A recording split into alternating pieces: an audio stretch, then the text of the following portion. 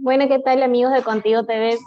Buenas tardes y bienvenidos a nuestro bloque de Rumbo al Parlamento. El día de hoy tenemos a un invitado que es Ricardo Malca, de 44 años, limeño, consejero en la Embajada de Perú en el Reino Unido, quien se está lanzando como representante del Distrito Electoral de Peruanos en el extranjero para tener quien los represente en nuestro Congreso en estas elecciones 2021. ¿Qué tal, Ricardo? Bienvenido.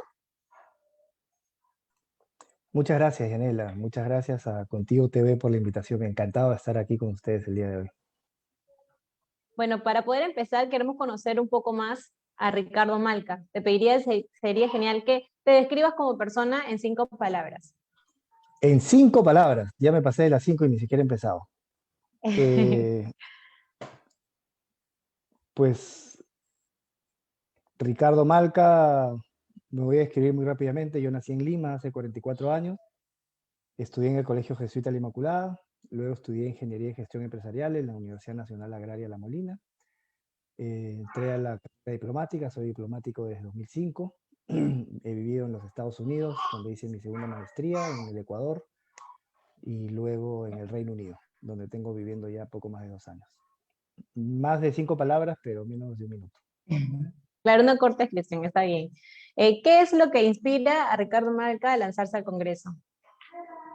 Sé que puedo aportar en el Congreso. Conozco cuáles son las necesidades de los peruanos en el exterior. Conozco cuál es el potencial enorme, gigante, que existen en los peruanos del exterior. Y sé qué es lo que hay que hacer desde el punto de vista de los ajustes legales para poder dar al peruano en el exterior las herramientas que necesita, por un lado, para potenciar su trabajo de promoción en favor del Perú que ya viene haciendo, y por otro lado, para acercarlo al Perú a través del uso de una serie de herramientas digitales que podemos conversar a lo largo de la charla, y además para poder hacer negocios con el Perú, porque ese es un potencial gigante que tienen los peruanos que viven fuera. Conocen dos realidades y eso es una potencia enorme para poder hacer negocios con el Perú. ¿Por qué eligió el partido Somos Perú para poder participar en estas elecciones? Porque es el mejor partido, porque es un partido con historia, es un partido que fue fundado con un espíritu democrático por uno de los mejores políticos que creo yo ha tenido nuestro país, que es Alberto Andrade, que en paz descanse, porque es un partido con una estructura sólida y que es un partido donde lo que importa es la institución más que las personas, porque las personas pasamos y las instituciones quedan. ¿Cuál es la principal propuesta a trabajar en su campaña? Bueno, y más adelante, si es que sale elegido. Para los peruanos en el exterior, mi principal propuesta es crear un marco legal para que puedan hacer negocios con el Perú.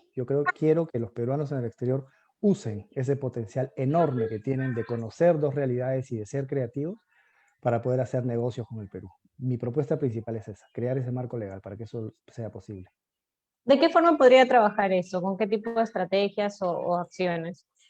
Bueno, hay que hacer algunos ajustes legales. En primer lugar, existe ya en el Perú la Secretaría de Gobierno Digital que regula cuáles son las herramientas digitales que pueden usar los peruanos para sus gestiones con el Estado. Hay que incluir expresamente a los peruanos en el exterior en esa norma, porque no están. Hay que incluirlos expresamente en primer lugar. En segundo lugar, hay que incluir en la ley de sociedades y en la norma que regula los registros públicos la posibilidad que los peruanos puedan abrir, abrir empresas desde cualquier parte del mundo de manera virtual, en segundo lugar. Y en tercer lugar, desde el punto de vista legal también, eh, tenemos que poder facilitarle al peruano del exterior que use estas herramientas digitales a través de la modificación de la estructura de la Secretaría de Gobierno Digital. ¿Y cuáles son estas herramientas digitales? Son dos, básicamente, dentro de las muchas que existen. La primera y más importante es la posibilidad de usar el sistema de verificación de identidad virtual. El sistema de verificación de identidad virtual me va a permitir a mí reconocer efectivamente quién está del otro lado de la computadora, ¿no? En un sistema como este, es decir, hay una conexión muy breve de pocos segundos online, donde la persona se presenta junto con su documento de identidad por ambos lados y de esa manera se verifica su identidad. La segunda forma, la segunda herramienta, una vez verificada la identidad, es el uso de la firma digital. ¿Por qué? Porque yo, una vez que tengo verificada la identidad, quiero hacer un contrato, ¿no? Quiero sacar un DNI, quiero ir a una empresa, quiero sacar un RUC, quiero inscribirme en los registros públicos. Y para eso tengo que firmar. Y para eso entonces sirve la firma digital. alguna forma de avanzar más rápida y más segura, ¿no? Sí, y Eh, además se hace porque, ya en otros países del mundo. Es decir, yo aquí estoy, por ejemplo, en el Reino Unido, estoy teniendo esta entrevista desde el Reino Unido, y aquí tú puedes abrir una empresa en media hora, por internet, desde cualquier parte del mundo. Y no solamente eso, sino que si tú facturas menos de 100.000 libras al año, no tienes que rendir cuentas y pagar impuestos y hacer todas las gestiones que nosotros en el Perú sí tenemos que hacer. En el Perú tú eres una empresa y así factures cero, igual tienes que rendirle cuentas a la SUNAT, ¿no es cierto? Y si no le rindes a la SUNAT asume que le estás mintiendo y te pone una multa, ¿no? Entonces, es un tema complicado en el caso del Perú, la SUNAT. Yo creo que la SUNAT tiene que enfocarse, tiene que dejar tranquilos a los pequeños empresarios, dejarlos trabajar, porque el pequeño empresario pues, no tiene un estudio de abogados que trabaja para ellos. El pequeño empresario, todo lo que tiene que hacer lo hace él. Si tiene que llenar formularios, los llena él. Si tiene que ir al juzgado, va él, ¿no es cierto? Entonces, no puede ser que la SUNAT le quite horas a la semana a un pequeño empresario para hacer burocracia, cuando esas horas esta persona la debería usar para ser más productivo. Esto también es importante porque los peruanos que están en el exterior, mi propuesta es que puedan hacer negocios con el Perú, ¿no es cierto? Y por supuesto tenemos que aplanar la cancha para que tengan pues las facilidades. Yo no quisiera que los peruanos en el exterior, cuando abran una empresa, después estén teniendo problemas con la SUNAT. Imagínate, ¿no? Tenemos que darle pues todas las facilidades, sobre todo cuando recién empiezan, para que puedan crecer.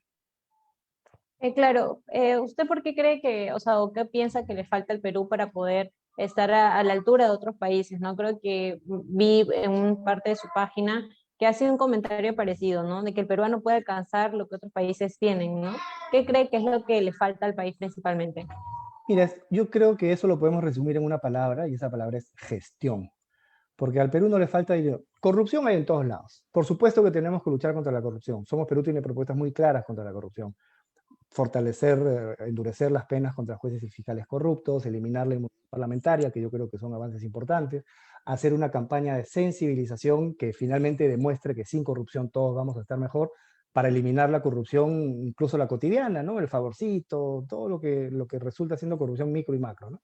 Los grandes contratos, tener una mayor política de transparencia, en fin. Pero para nosotros salir adelante tenemos que saber gestionar el Estado. La gestión no es algo sencillo.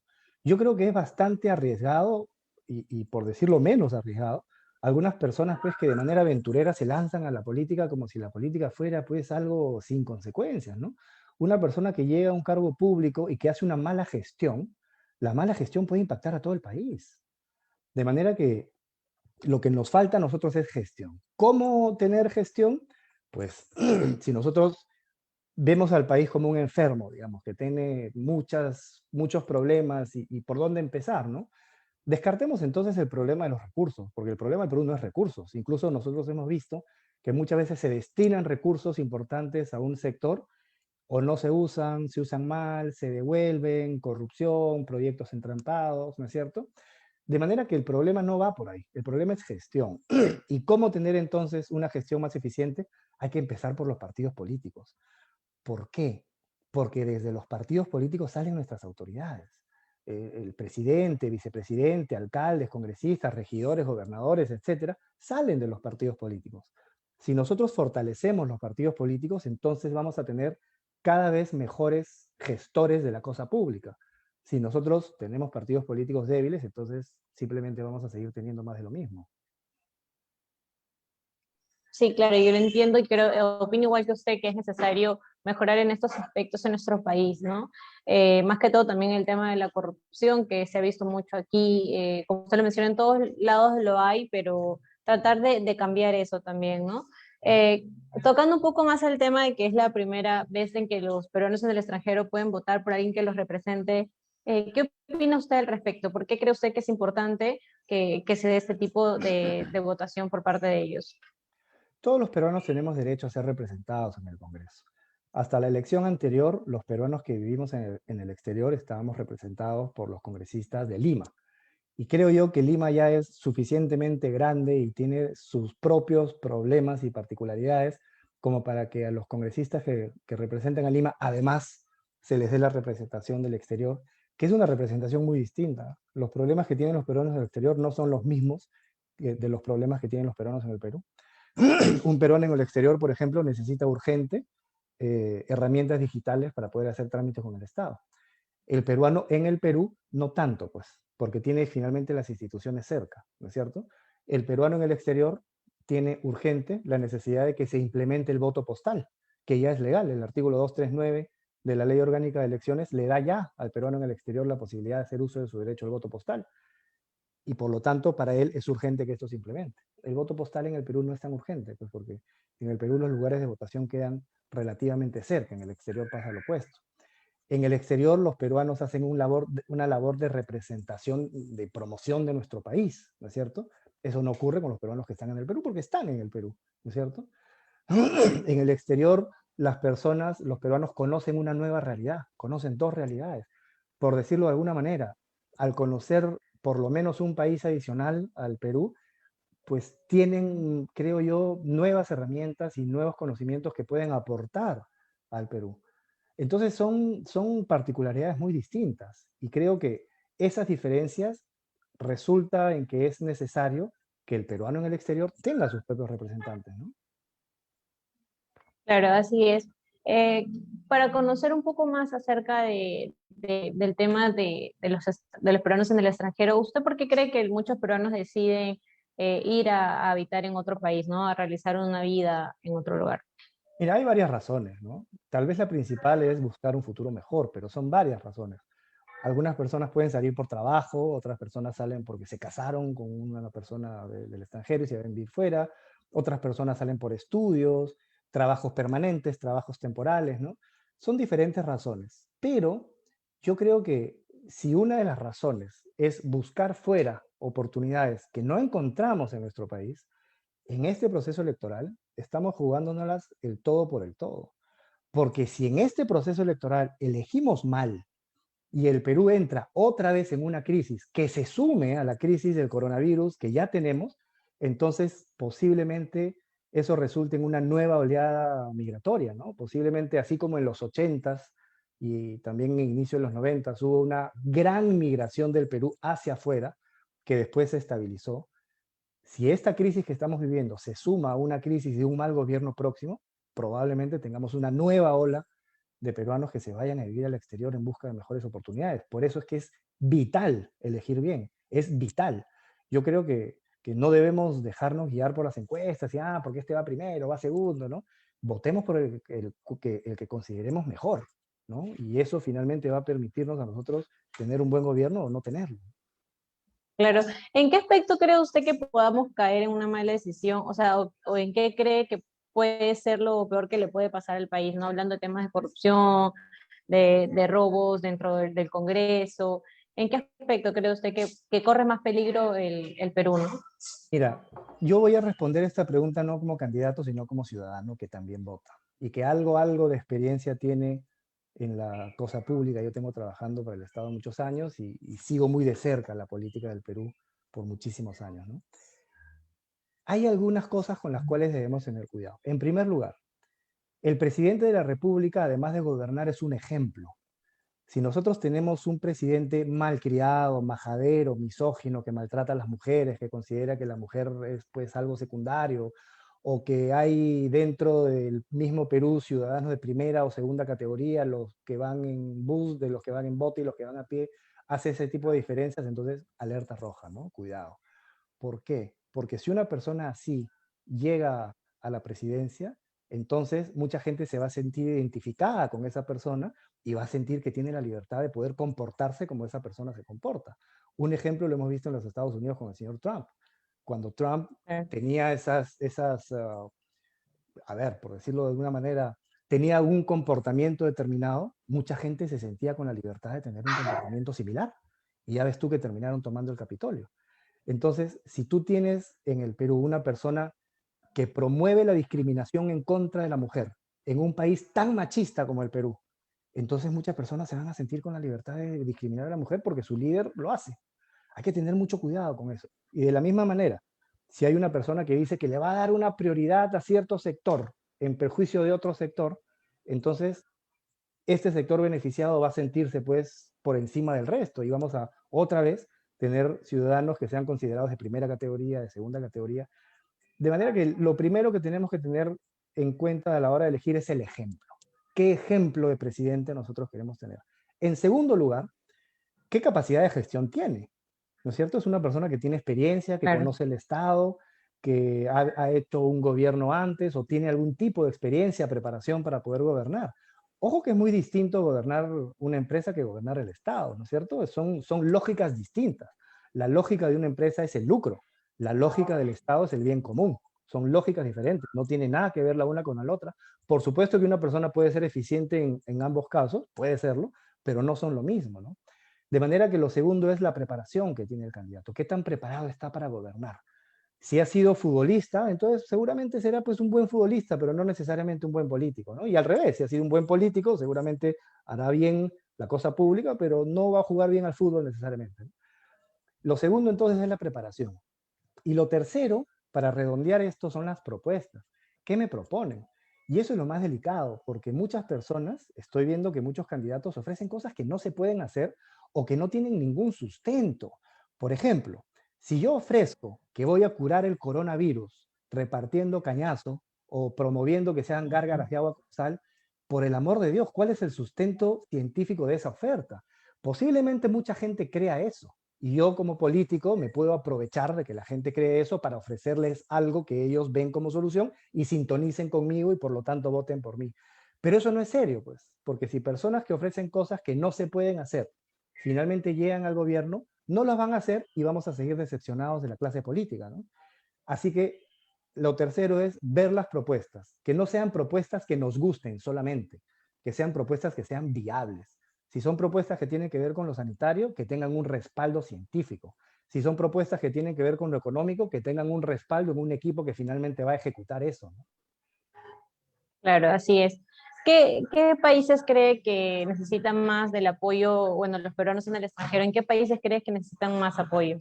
Bueno, en todos, en todos. Hay diferencias. Hablar de las problemáticas del peruano en el exterior es similar a hablar de la problemática del peruano en el Perú, en el sentido que no es lo mismo hablar del problema que tiene alguien en Lima, que en Tumbes, que en Ucayali, que en Puno, ¿no? Son problemas distintos. En el exterior es igual. No es lo mismo el problema de un peruano en Japón, que en Chile, que en los Estados Unidos o en Alemania. Son problemas distintos, pero hay denominadores en común, ¿no? Todos los peruanos mantienen vínculos con el Perú, todos los peruanos de alguna manera u otra representan al Perú afuera, todos los peruanos tienen este valor agregado de conocer dos realidades que es de un potencial enorme para hacer negocios con el Perú. De manera que, si bien es cierto, son realidades distintas, hay denominadores en común, perdón, sobre la base de lo cual nosotros debemos trabajar, ¿no? Me refiero un poco también al tema de que, según su propuesta, ¿con qué países empezaría usted o tiene planeado ir con todos en general, ¿no? O Es sea, que más ¿por que, dónde empezar su claro, trabajo? entiendo la pregunta. Más que empezar por países, hay que empezar por temas. Por ejemplo, yo empezaría por crear el marco legal que le permita a los peruanos que viven en el exterior hacer negocios. Si yo creo ese marco legal en el Perú, van a poder hacer negocios los peruanos que vivan en cualquier parte del mundo. Si además de ese marco legal nosotros involucramos, incluimos a los peruanos que viven en el exterior en cualquier parte del mundo, en las capacitaciones que ya existen sobre las oportunidades de inversión que hay respecto del Perú con países extranjeros, entonces le estamos dando al peruano las herramientas para poder hacer negocios con el Perú y generar riqueza, ¿no? Entonces, no es una cuestión de empezar por un país, es una cuestión de empezar por temas que afecten a los peruanos del exterior sin importar en qué país vivan. Mira tú, si solamente el 5% de los 3 millones de peruanos que viven en el exterior hacen negocios con el Perú por 1.000 soles al mes, se estarían generando 150 millones de soles de riqueza nueva al mes para beneficio de los peruanos del exterior, pero también para beneficio del Perú, porque estamos hablando de negocios que se hacen con nuestro país. Claro, así es, ¿no? ¿Y cuál es su opinión con respecto a cómo ha venido trabajando el gobierno y en especial en el año de labor de Martín Vizcarra? Mira, yo creo que podemos, podemos ver el vaso medio lleno o medio vacío, ¿no es cierto? Yo creo que hay que darle ambos enfoques y por transparencia voy a hablar de cosas que yo creo que han hecho buenas y cosas que yo creo que han hecho malas. Mira, una de las cosas más erradas que creo yo han hecho fue que durante la pandemia se encerraron a los niños sin ninguna explicación. Estuvieron 8 meses sin poder salir. 8 meses que ni siquiera podían acompañar a la mamá a la tienda para comprar la comida. Me parece que eso fue un error grave. Es un error que no se debe repetir nunca más, ¿no es cierto? Aprendamos de los errores y no volvamos a repetir en una próxima situación de emergencia, Dios no quiera ocurra. Pero yo creo que también se han hecho cosas buenas. Y si nosotros estamos hablando de mejorar nuestro país, nosotros tenemos que empezar por mejorar las estructuras del país, ¿no es cierto? Estamos claros Claro, que no es sí. una cuestión de invertir más en un sector o en otro.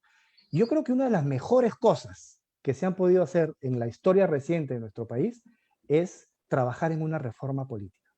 Recuerda tú que se convocó a una comisión de muy alto nivel, liderada por el señor Tuesta, que hizo propuestas para tener una reforma política que de alguna manera mejore las estructuras del Estado, ¿no es cierto? En cuanto a partidos políticos, en cuanto al funcionamiento del Congreso, al funcionamiento del Poder Ejecutivo, a la relación ejecutivo-legislativo, ¿no es cierto? Asuntos de reelección, en fin. Entonces, yo creo que eso fue un gran avance. Y si bien es cierto, no se aprobó todo, porque tuvimos en el pasado un Congreso complicado, obstruccionista, creo que algo se avanzó con el referéndum. No nos olvidemos que se convocó a un referéndum para preguntarle a la ciudadanía si quería algunas reformas o no, y la ciudadanía masivamente dijo que sí, ¿no es cierto? Entonces, han habido Claro. ya avances en materia de reforma política que se hicieron durante el gobierno del señor Vizcarra, que yo creo que es importante recoger. Hubo errores, sin duda, ¿no es cierto? Aciertos, uno de ellos es el que menciono, el que estoy mencionando, ¿no? Ahora, si nosotros queremos mirar para adelante, nosotros tenemos un reto tremendo. Y te voy a dar uno de los grandes retos que vamos a tener quienes aspiramos a ser congresistas a partir del 28 de julio. Y es que existe un consenso en la comunidad científica internacional en que vamos a tener otra situación de emergencia. En muchos años, pocos años, no se sabe, pero la vamos a tener. De manera tal que nosotros tenemos que tener un marco legal que se active en emergencia, un marco legal que nos permita reaccionar en próximas situaciones de emergencia. ¿Para qué? ¿En qué? En primer lugar, aprendamos pues de lo que nos ha pasado, ¿no? Cuando nosotros tuvimos la emergencia del COVID, no podíamos comprar vacunas porque la vacuna era un bien futuro y no existía el marco legal para comprar bienes futuros. Está bien que no exista la posibilidad de comprar bienes futuros en cualquier momento porque eso es una puerta abierta a la corrupción, ¿no es cierto? Comprar algo que no existe hay que hacerlo solamente de manera muy estricta y en casos de emergencia. Pero hay que tener el marco legal que lo permita usar de manera transparente, regulada, en situaciones de emergencia, que nos permita, por eso, acceder a medicamentos en situación de emergencia. Primero. Segundo, otra de las cosas que nosotros hemos visto en esta situación de emergencia. Mientras hacíamos los ajustes legales para comprar vacunas, los precios de los medicamentos se disparaban.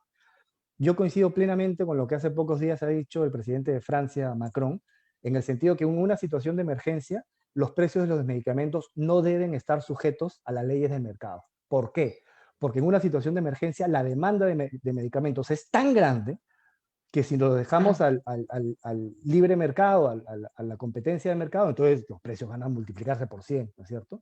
En esos casos el Estado debe regular. No es una cuestión permanente, es una cuestión excepcional, aplicable solamente a los casos de emergencia.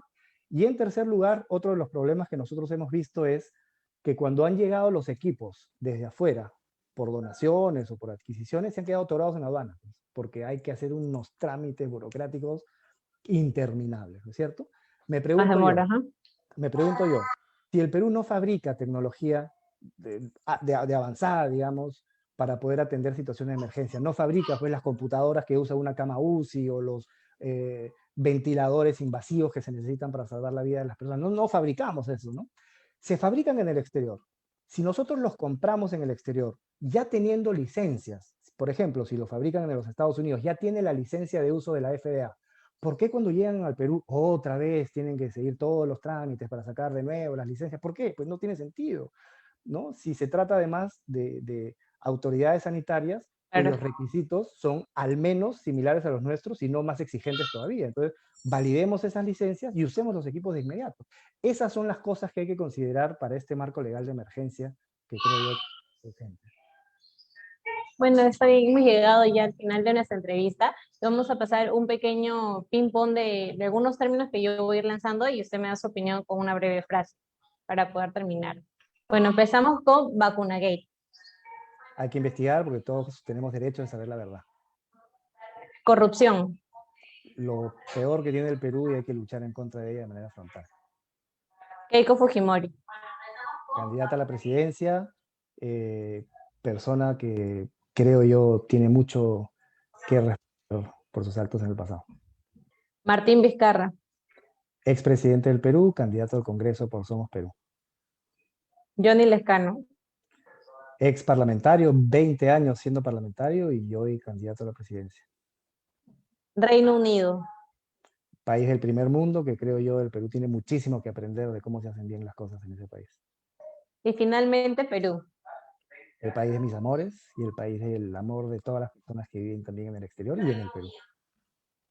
Bueno, está bien, ha sido un gusto poder compartir con usted acerca de sus propuestas de trabajo y poder conocerlo también. Espero que sea de mucha importancia y que sirva mucho también a todas las personas que se han conectado aquí en Contigo TV. Le voy a dar un breve espacio para que usted se pueda despedir también del público y dejar un mensaje para poder votar por usted. Muchas gracias. Muchas gracias, Yanela, por la invitación. A las personas que nos ven desde el exterior, los invito a hacer un esfuerzo especial por ir a votar. Sé que es difícil, pero hay que hacer el esfuerzo. A las personas que nos ven desde el Perú, invito a que compartan esto con sus familiares y amigos en el exterior. A quienes me quieran conocer más, mi página web es ricardomalca.com. Y a todos los que nos están viendo, sin importar en el Perú o en el exterior, vamos a votar y vamos a votar bien. Vamos a elegir bien. Vamos a permitir que nuestro Perú de una buena vez tenga gobernantes preparados, que sepan lo que hay que hacer una vez que sean gobierno. Gobernantes que le devuelvan la esperanza a la gente con trabajo, poco a poco, y que nuevamente demuestren que sí se pueden hacer cosas buenas desde la política. Así es, muchas gracias Ricardo Malca por darnos esta oportunidad de poder tener este conversatorio y te deseamos lo mejor en estas elecciones 2021. Muchas gracias también a todos los que se conectaron y esto fue todo aquí por Rumbo al Parlamento. Hasta Muchas luego. gracias. Gracias, Yanela. Hasta luego.